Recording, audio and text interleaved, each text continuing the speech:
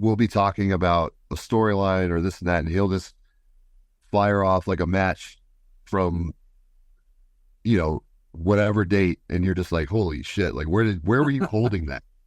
But yeah, I mean, he is a ball of energy at all times. I'm not convinced the man sleeps ever.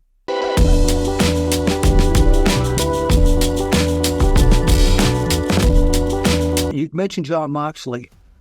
He's come back with Maria Shafara now, and it's like a whole upped attitude. Jon Moxley, he wants to take the place over. They gonna let him do it? He's definitely going by the take by force method, and I think that a Jon Moxley in charge is going to be a very dangerous Jon Moxley, especially with the people that are under him right now. So it will be a very interesting place. More violent, more intense, but that's kind of what I live for. So, I'm not scared of the outcome. I just don't know if I will exactly agree with it. Okay, last question here. So many people go like, "Oh, Tony Khan doesn't know what he's doing." Tony Khan is so. Tell us about Tony Khan.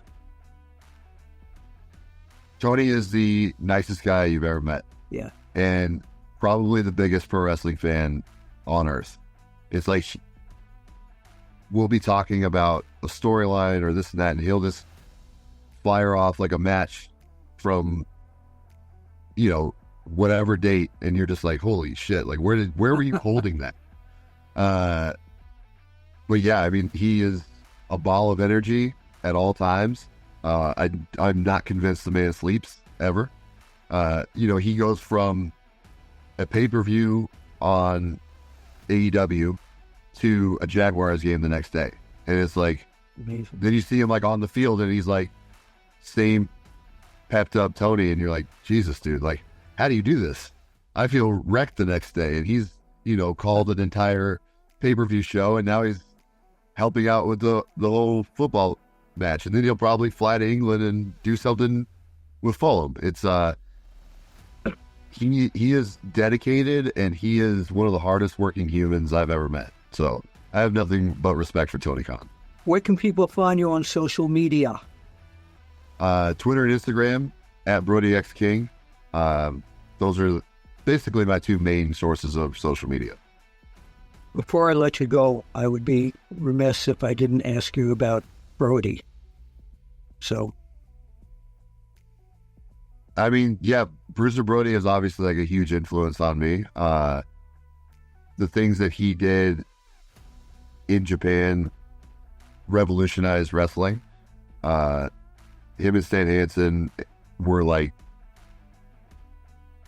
the two scariest foreigners of all time. Yeah, you. The reason I asked you about Bruiser Brody is because you look. I knew him very well. I was in Japan with he and Stan Hansen many times, shooting their matches, and they were terrifying. That intensity can't be recreated. You know what I mean? And it's authentic. You could tell that there was some part of, Brody that was his true self, was just this like caveman that was feeding off of the chaos and the violence and the, causing a disruption and disarray. And like, that really speaks to me as, as a person.